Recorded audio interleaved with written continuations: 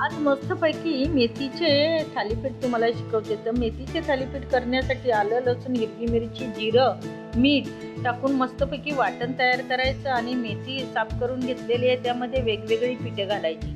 ज्वारी, बाजरी, नाचणी जे तुमच्या घरामध्ये अवेलेबल पिठं असतील ते सर्व पिठं आपण यामध्ये घालणार आहोत. चण्याचं पीठ तसंच गव्हाचं पीठसुद्धा घालायचं आहे. आता इथे माझ्याकडं चकलीचं पीठ शिल्लक होतं, तर ते चकलीचं पीठ घातलं, मी गव्हाचं पीठ घातलं आणि बाजरीचं पीठ घालून घेतलेलं आहे आणि मस्तपैकी त्यामध्ये तेल मीठ घालून मस्तपैकी पीठ मळलेलं आहे आणि त्याचे गरमागरम असे थालीपीठ थापून घेतलेले आहेत. थालीपीठ म्हटलं ना घरामध्ये सगळ्यांनाच आवडतं. सॉस बरोबर खावा किंवा चटणी बरोबर खावा, एवनच लागतात. त्यामध्ये कुठलीही पालेभाजी घालायची किंवा कुठलीही भाजी घालून आपण हे थालीपीठं बनवू शकतो.